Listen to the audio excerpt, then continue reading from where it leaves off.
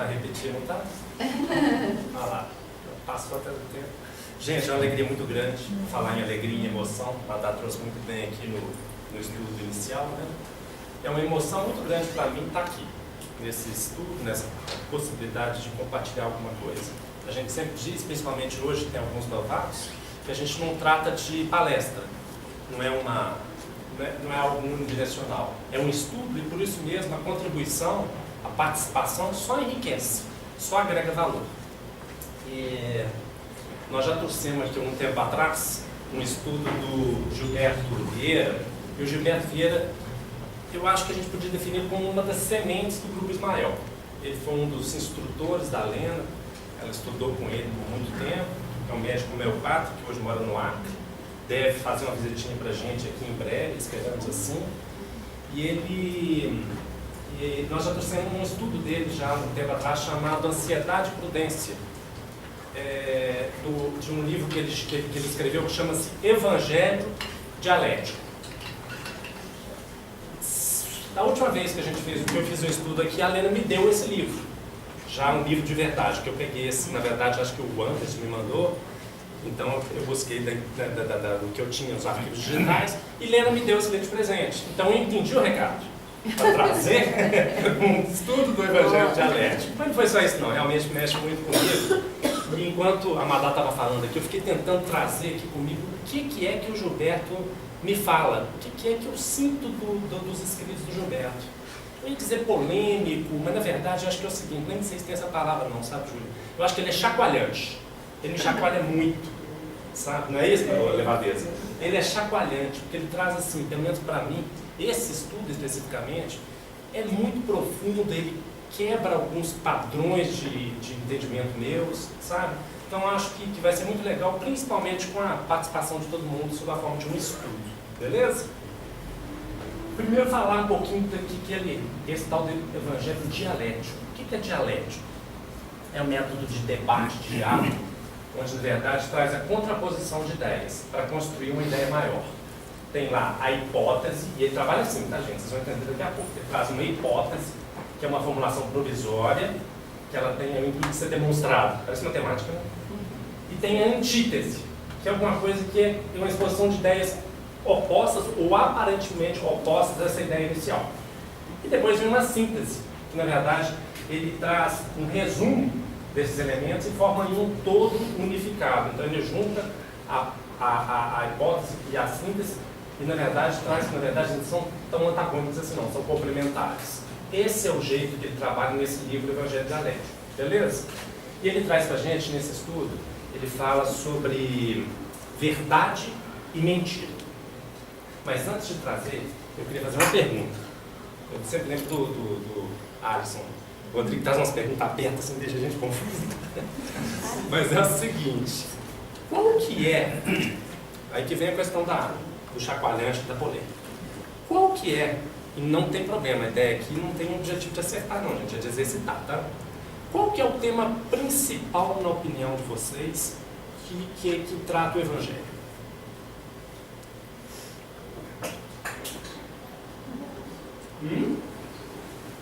Qual que é o fundamento, então? Qual que é o fundamento que é trabalhado no Evangelho, na opinião? Amor, não é? Então, vamos ver? Para mim também era. Pois é. Vamos ver o que é que o Gilberto, pelo menos, traz para a gente? Mas não está muito distante disso, não. Mas ele traz algo diferente. Ele traz, então, uma hipótese, que é um trecho, na verdade, os três trechos são do Evangelho de João, tá? A hipótese. Alguém lê pra gente? Conhecereis a verdade, e a verdade vos libertará. João, capítulo 2, versículo 32. Beleza. Essa é a hipótese. Então ele traz a antítese. Aqui ele está falando da verdade. E aqui ele vai trazer uma antítese, uma ideia que, a princípio, ela contrapõe a hipótese. Alguém lê pra gente? A antítese, gente. Vós tendes por pai ao diabo, e quereis satisfazer os desejos de vosso pai. Ele foi homicida desde o princípio, e não se firmou na verdade, porque não há verdade nele. Quando ele profere mentira, fala do que lhe é próprio, porque é mentiroso e pai da mentira. João 8, versículo 44. Muito bem. Aliás, antes só uma dúvida. O Ipoá, dá para ver a parte de baixo, dá para ler? Dá para ler. Dá? Dá. Eu sempre fico na dúvida onde que vai. Posso ler. Então, Eu para isso, né, gente, eu pergunto um trem, você tá na mão, cara, mas vem pra gente, pode, tá eu assim, para né? isso nasci, e para isso vim ao mundo, a fim de dar testemunho da verdade. Todo aquele que é da verdade, ouve a minha voz. João 18, 37. Muito bem. Então ele traz a hipótese, a antítese e a síntese, né? Vamos ver como é que também funciona? A hipótese, então.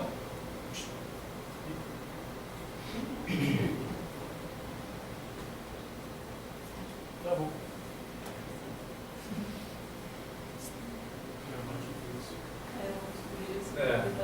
Provavelmente. Deve ser. Até conflitante. Então a hipótese. E conhecereis a verdade, e a verdade vos libertará. Qual que era então? Vamos falar só de fundamento, não de tema principal, não. Qual que era a locução? Aquilo que Jesus mais falava? Em verdade, vos digo. Exatamente, Patrícia. Você quer dar nada. Na verdade vos digo, na verdade divina, na verdade terrena, na verdade divina, na verdade terrena. Ou em verdade, que eu pelo menos conheço ele lá também, com em verdade vos digo. Eu sou o caminho, a verdade e a vida também. Não é? Sempre em verdade. É a alocação mais proferida no Evangelho. Não é assim? Pois é. Então, tá a pergunta de novo. O Gilberto, na verdade, ele nos traz o seguinte entendimento: que o tema fundamental do Evangelho não é o amor, é a verdade. Andam muito próximas, de mãozinhas mais do que dadas. Mas ele pelo menos traz nesse estudo aqui, e acho que é muito legal tentar quebrar um paradigma, talvez, né, da verdade. Começa aí. Mas ele traz também alguma outra coisa. A gente sempre fala aqui, quem sou eu, quem somos nós, aí acho que dá para conjugar no plural, para falar o que é Deus. Só que ele traz uma definição aí no diálogo de Jesus com a mulher samaritana. Mas a hora vem e agora é em que os verdadeiros adoradores adorarão o Pai em espírito e em verdade. Porque o Pai procura tais que assim o adoram. Deus é espírito e importa que os que o adorem em espírito e em verdade. Olha só. Ele traz uma definição, na hora que fala de espírito, pelo menos para mim, é algo ainda bem distante. Eu tenho uma dificuldade em definir espírito. Pelo menos racionalmente e verbalmente tenho uma dificuldade muito grande, que é espírito. E aqui ele traz uma definição. Deus é espírito. Importa os que o adoram e o adorem em espírito e em verdade. Semana passada, se não me engano, foi a Angela Líquio? Foi, não foi? Lembra do estudo que ela trouxe, do doutor da lei, se não me engano, que convidou Jesus, o Cristo, para ir na casa dele, com todas as honrarias, com roupa bacana, comida bacana, tudo legal. E a mulher que entra com um incenso de alabastro, um alabastro, né? E joga o seu cabelo sobre os pés dele, lava os pés com suas lágrimas, enxuga os pés do Cristo com seu cabelo. Em verdade, em pureza. Em verdade e em espírito. Isso é louvar, adorar em verdade e em espírito. É algo que vem do coração. E não, como o doutor da lei, que trazia tantas pompas para receber o Cristo. Não adianta. E no outro momento, também ele fala da verdade. Na oração pelos discípulos, quando ele se dirigiu ao Pai, dizendo: santifica-nos na verdade. A tua palavra é a verdade. De novo, a verdade. E no fundo, esse estudo é muito simples. Super simples, mas polêmico. E vamos lá. O objetivo, então, de demonstrar a primazia da verdade no discurso do Cristo é afastar interpretações que celebram o Evangelho como uma revelação do amor. Não se nega que este também ocupa papel magnífico. Porém, o depoimento do próprio Mestre supera a opinião de qualquer estudioso ou historiador. A verdade é o tema fundamental, segundo Gilberto. Depois do estudo a gente pode conversar para ver se isso faz sentido para nós. Né?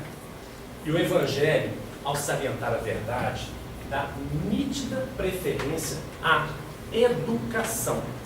O Evangelho o tempo todo fala de educação, da hipocrisia e da mentira. Dá para pensar assim?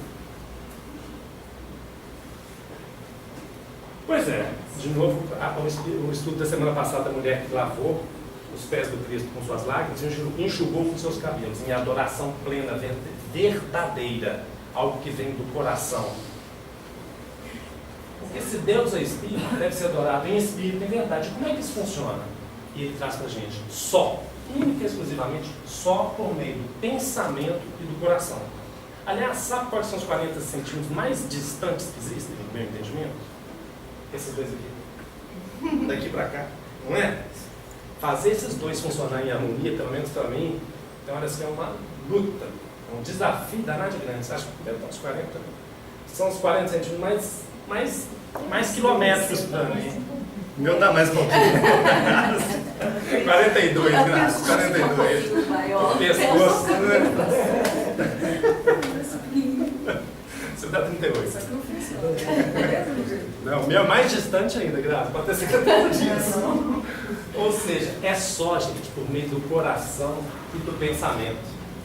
Toda manifestação exterior só vale de alguma coisa se ela constituir a autêntica expressão da alma, seja por palavras, por atitudes, por escritos, por criatividade, por inteligência. Tudo aquilo que é externo, se não for uma expressão verdadeira da alma, não tem valor na hora que a gente fala em louvar a Deus, de adorar a Deus em verdade e em espírito. E ele dá uma quebradinha naquilo tudo que é exterior, né? Ou seja, em verdade e em espírito, no meu coração e minha mente alinhadas. A gente evolui já mais um pouco nisso. E aí fala de liberdade. E na verdade, trabalhar em verdade, né, Ju? Trabalhar na verdade não traz outra coisa senão liberdade.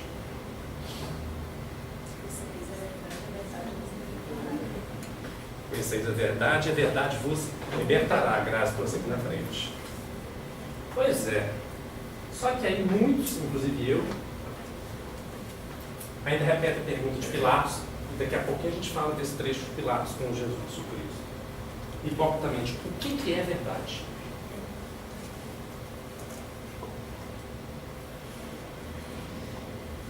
Tem, a princípio, pelo menos 3 grandes verdades.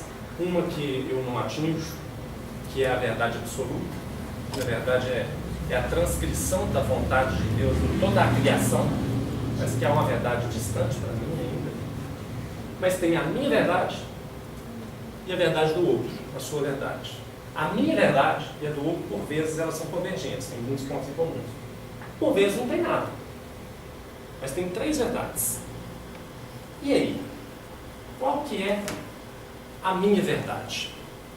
Como é que então que eu trabalho no meu dia a dia, em todos os instantes, principalmente naqueles momentos que eu tenho que tomar decisões na minha vida? Tomar decisões e lidar com alguém ou com uma situação de dificuldade. Qual que é a minha, onde é que está a minha verdade? E não vale falar como Pilatos. O que é verdade? É como perguntar assim, o que é verdade? Como se fosse algo muito distante de mim. É simples. A porção que reside em seu próprio eu, esse que conecta o coração e a mente em conexão com o divino, que conecta a centelha crística que, sem exceção, todos temos, como o Madá trouxe aqui agora há pouco. Então, essa porção que reside no seu próprio eu significa a verdade que está em sua própria consciência. O principal erro é negá-la, falseá-la, corrompê-la ou impô-la. Tem a verdade do outro também, né? Porque mais dia ou menos dia, a criatura se julgará. Não vai ser julgada pelos outros, não. A criatura própria se julgará, baseado nesse padrão interior. Se eu ajo, e aí que vem, caramba, aí começa na hora que eu preparando os estudos, eu fico numa perguntação sempre fico comigo mesmo. E aí? Será que eu ajo realmente baseado na minha verdade, na minha consciência?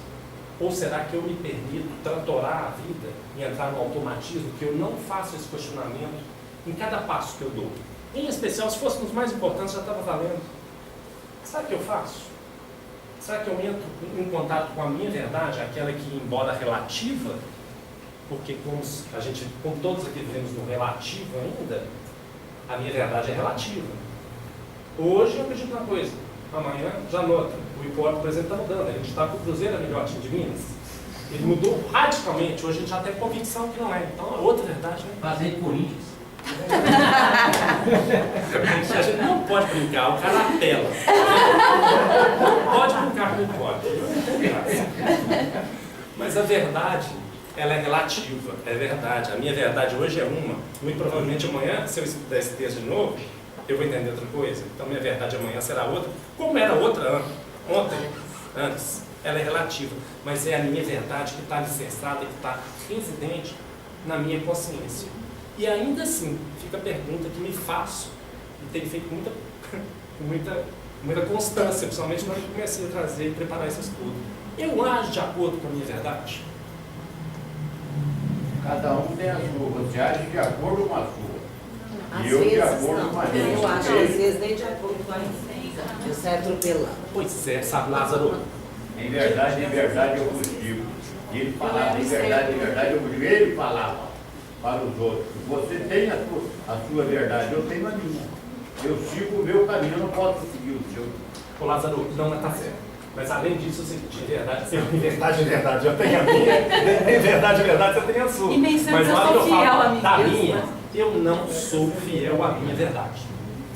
Tomara que vocês sejam, porque aí já é um acalento para mim. Mas eu falo para vocês que eu não sou. Não, porque às vezes eu não consigo me mandar algo, mas aí eu vou de acordo com as questões da sociedade, vou Pois deixando é. aquilo de lado, e vou me atropelando. Não é? Desculpa Tem seu nome. que, Cláudia, Não é, Cláudia? tem que estar fazendo essa concentração o tempo inteiro. Esse questionamento, orai, olhai e vigiai, o tempo todo olhar a situação, buscar conexão e vigiar a mim mesmo, se eu estou em conexão com a minha consciência, o tempo todo, porque muitas das vezes eu busco satisfazer a sociedade, eu busco satisfazer, agradar o outro. Não, mas não é só um movimento para o externo.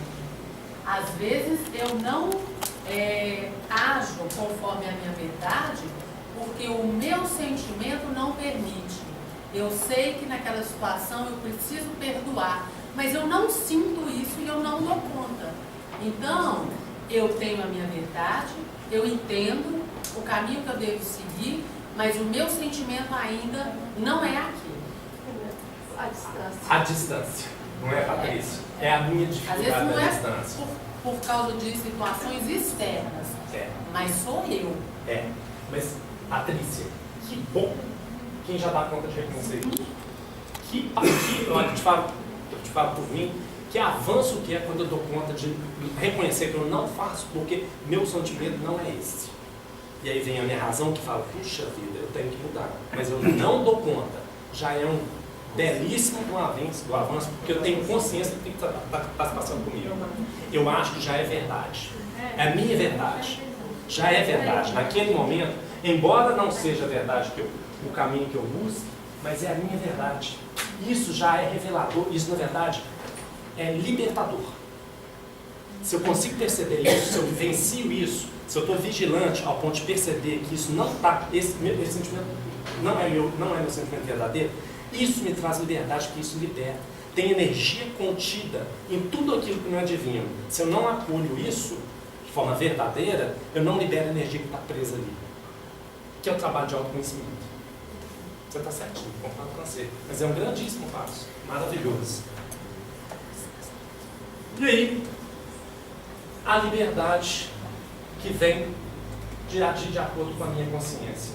E quantas vezes eu tratoro a vida e passo por cima disso. Gandhi dizia o seguinte, que ele era democrático em tudo, escutava o povo em todas as condições, em todas as situações, exceto numa situação. Aquela que uma vozinha íntima falava para ele, e era uma voz íntima e pessoal, que era só dele, da consciência dele. era o único momento que ele não era democrático. Por muitas das vezes, pela conexão que ele certamente fazia, era o melhor para o povo. Mas era a única vez, o único momento que ele não dava ouvidos para outros, para o externo, senão para ele mesmo. Gandhi alicerçou a sua vida em cima do Bhagavad Gita, né, dos Vedas, e do Sermão da Montanha. E a liberdade, desculpa, a verdade liberta porque não tem dono. Faz sentido? Ninguém é dono da Mais ou menos, não é? Pois é. Então, vamos prestar atenção aqui nessa frasezinha. Verdade liberta porque não tem dono. Agora acabou de falar que tem a minha, tem a absoluta, tem a minha e tem a absoluta. E tem absoluta. Pois é, absoluta. Mas, beleza, vamos prestar atenção aqui. A verdade liberta porque não tem dono. Beleza. Na hora que a gente fala aqui que está em contato, estar em contato continuado, exercitando a vigilância, né, Cláudia, com a minha própria consciência, e aí vem, está no escuro ali, né? Está acima. Pois é. Bastante. O que é consciência?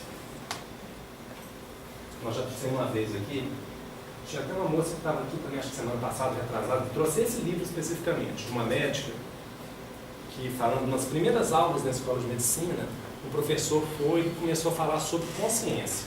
A gente tem a possibilidade de estar consciente e de ser consciente, não é? Estar consciente é o seguinte, eu estou consciente que eu estou aqui agora, eu estou consciente que eu estou acordado, eu estou consciente do que eu estou fazendo, é um estado de fazer uso da capacidade de raciocinar e de processar os fatos que a gente vivencia. Ser capaz de pensar e ter ciência das nossas ações. Se eu tomar uma em excesso, eu vou perdendo a consciência. Não é assim? E é fato. Lá na levadura já que eu de cara, tá vendo? Agora, ser consciente refere-se à nossa maneira de existir no mundo. Relaciona-se à forma como conduzimos as nossas vidas e às ligações que nós estabelecemos com as pessoas e com o universo, com tudo. É ser dotado de consciência, é ser capaz de amar. O ser consciente, ele respeita a natureza, ele respeita a si próprio, respeita ao próximo, reverencia a Deus. Não é assim? É a voz secreta da alma que habita em nosso interior e nos orienta para o caminho do bem. Então, olha só, a verdade é estar alinhado com a minha consciência. E minha consciência, por sua vez, a minha consciência é a voz secreta da alma que habita no meu interior e que me orienta no caminho do bem. Então, realmente, é sutil, na hora que o Gilberto traz o tema fundamental, a verdade. Porque a verdade é estar ligado com a minha consciência. E a consciência está grudadinha com o amor. Entende isso? Então, e aí, quando o discípulo do Evangelho, o discípulo do Cristo, percebe a simplicidade do processo para alcançar a santificação, porque a gente não está buscando a santificação aqui, tirando todos os conceitos enviesados, não é santificação, não é melhoria do estado interno, do estado íntimo. E a liberdade, ele usa da verdade como uma tábua de salvação, em qualquer que seja a situação, fazendo disso um hábito, sendo vigilante comigo mesmo, olhando, orando e vigiando o tempo todo para estar sempre em conexão com a minha consciência, sempre em contato com a minha consciência. Aí sim, eu trabalhando na verdade, vai se tornando um hábito. E mentir para si mesmo não é pior mentir. Como eu ainda minto para mim mesmo. Está aqui na frente a hora que eu confessionar. E aí, gente? Pois é. Cadê o Alisson, hein, Fábio? A pergunta cutucante, né? Pergunta ampla, né? Então, por que é que eu não fico sempre na verdade? A verdade dói, né, gente? Então tá, igual o chefe também. O chefe nunca tem nota 10. Por que a verdade dói? Incomoda, é o que a gente tem que fazer, a gente sabe. A verdade, ela está aí, ela está na nossa frente o tempo inteiro. E não quero enxergar, não quero ver, é conveniente. Por que não é conveniente? Não é. Eu ia não pegar no mal. Não quer sentir dor. Não é? A verdade me dói. Se eu busco ela de forma verdadeira, na verdade, não é a questão seguinte, é observar o que eu sinto só. É o que eu estou evitando de sentir. Não é? Há pessoas que têm muita facilidade, se dispõem muito a observar aquilo que estão sentindo. Eu acho que é um passo sensacional como o Passo dos trouxe para a gente. Mas tem também aquilo que eu estou evitando de sentir, para evitar de sentir dor. E aí vem nossos medos, né? Da rejeição, do outro. Fala mais alto um pouquinho, Cláudia. Não, e aí tá ligado com os nossos medos, né? Que a gente tá agindo de uma forma para evitar se deparar com os nossos medos, que são a rejeição, que é a amar, A não aceitação. que é a não aceitação do outro. Que é muito medo, né, Cláudia? É isso mesmo. E aí ele traz então a tal da antítese. Alguém candidata pra gente, Andréia?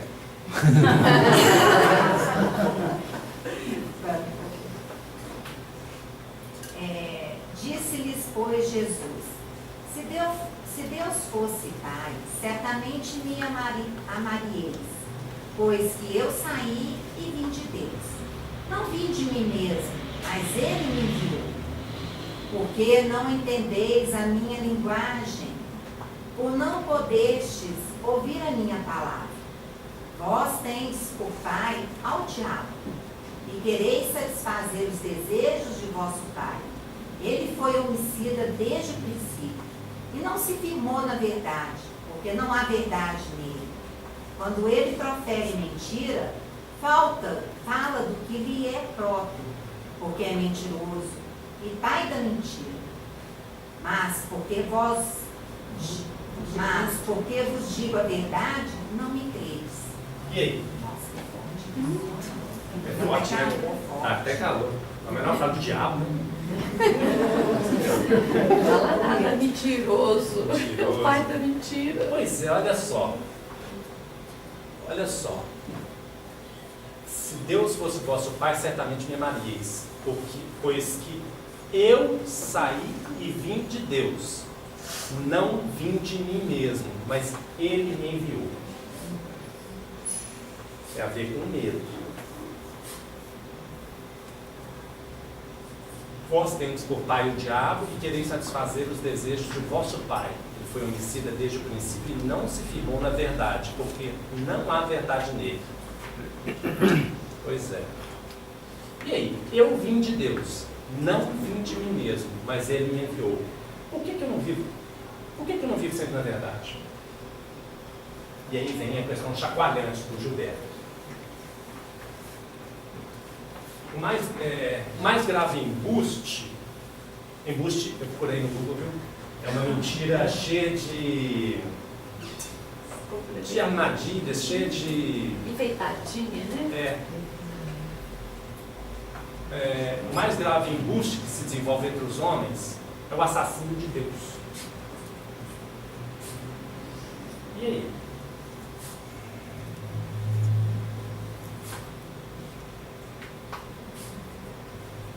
Será que eu assassino Deus?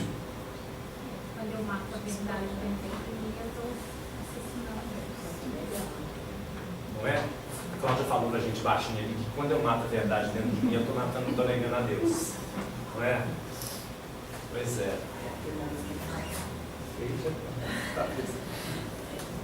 Fala, mentiras sinceras me interessam. Mentiras sinceras me interessam. Cazuza. É isso aí. mentir para si mesmo também. Mentir para si mesmo, sempre, aí acho que já é deste não, né? Mentir para si mesmo é sempre uma mentira, né? É tudo musical. Será que eu assassino Deus? Eu digo para vocês que eu assassino direto. Sempre que eu falo o seguinte, eu me construo. Eu construo a mim mesmo, por mim mesmo. Eu aperfeiçoo-me por mim mesmo. Deus me proporcionou os germes, as sementes. Ele me deu ali o empurrãozinho inicial, o pontapé inicial. Só que eu me edifico. É bem verdade que eu me esforço. Mas sempre que eu trabalho nisso daqui, eu estou negando Deus. Sempre que eu tenho uma boa ideia, um bom impasse para uma discussão, sempre que eu trago uma solução para algo que é difícil e atribuo a mim mesmo essa solução, essa boa ideia, essa glória, esse louro, por isso que eu teci ali, eu estou matando Deus. E aí esse trem me chacoalhou, desculpa, chutando. Além de assassino, eu chuto. Assassino agressor. Agressor. Sempre que eu penso assim, está por trás um raciocínio ególatra, extremamente sutil. E quantas vezes eu faço isso? Eu trago para mim os louros de qualquer situação que eu participe e que tenha aí um bom desfecho.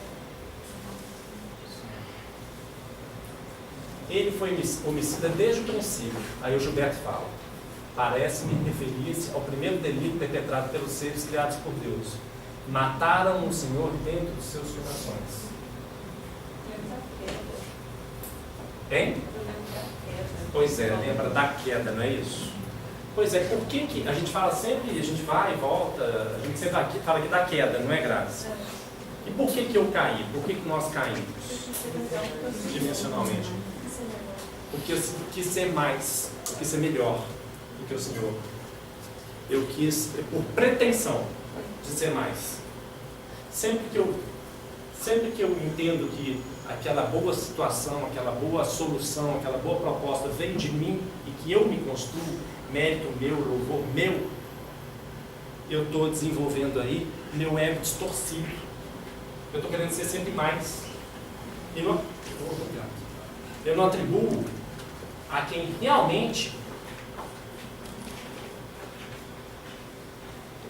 é quem faz as obras. O Pai que permanece em mim é que faz as suas obras. Se eu tenho me observado, sabe? Se eu realmente penso assim, eu consigo me desvencilhar desse sentimento ególatra. Eu tiro de mim aquele meu orgulho, a minha vaidade, sabe? E o perfeccionismo. É muito mais leve, é extremamente libertador. Se eu atribuo de fato de quem é a glória. Não sou eu quem vive, é o Pai que vive em mim, né? É Paulo, né? Pois é. É a mesma coisa, não sou eu que vivo, é o Cristo que vive em mim. E não é assim? Aí eu atribuo quem realmente é o autor das obras. E na verdade, quando eu me esforço, quanto mais eu estudo e pratico o bem e faço a ligação entre o coração e minha mente, na verdade, mais partícipe eu sou da divindade. Mas quem faz não sou eu, porque senão eu volto de novo àquilo que me motivou à queda. Essa disfarçatez de diminuir o Criador em nossas existências transforma-se num crime de deicídio, morte de Deus, assassinato de Deus, que se reproduzirá em inúmeras outras mortes, graças à sua matriz, que é a mentira, que traz tanto medo. Toda vez que eu diminuo o Criador, na verdade, eu estou trazendo um tanto de outra morte, de outras mortes. A morte da compaixão, a morte da tolerância, a morte da amizade verdadeira, a morte da compreensão. Porque eu estou baseado numa mentira. Eu atribuo para mim todas as virtudes. E realmente elas não são ruins. Isso para mim é extremamente libertador. Pois é, quando você fala, igual você falou da queda, é muito interessante, porque a gente tem muito pudor de falar que existem as verdades da minha, do outro, mas se a gente pensar, inclusive essa questão da consciência, existe uma verdade absoluta. As outras duas são ilusórias. São relativas. Puramente relativas. Lembra a frase lá de trás? A frase lá de trás que a verdade não tem dono? Não tem dono mesmo não. Porque a verdade, na verdade, ela é absoluta. E a verdade, se eu não cometo, como é que chama o trem? O deicídio, se eu não mato Deus, a verdade é de quem, do Cristo que faz as obras. Ponto. Embora eu tenha a minha verdade, você tenha a sua, só que elas são relativas. Elas são diminutas e relativas, momentâneas. Não é isso? Como é que você chama? Plínio. Fala, Lázaro. Nós Eu. Nossa. Permita-me usar porque nós estamos aqui porque somos espiritualistas. A nossa verdade é do espiritualista. E tem outro que tem a verdade no espiritismo. Mas a fé, como a Madá falou ali, a fé é a alegria que nos dá. Se nós perdermos a fé no Cristo, aí nós estamos matando. Não importa o que eu seja, importa que a verdade é que eu tenho fé no Cristo e essa é a minha alegria. Se eu perco essa alegria, se eu mato o Cristo, eu não tenho a verdade. Muito bem. Eu vou matar o Cristo, mas não. Vigilância, orar.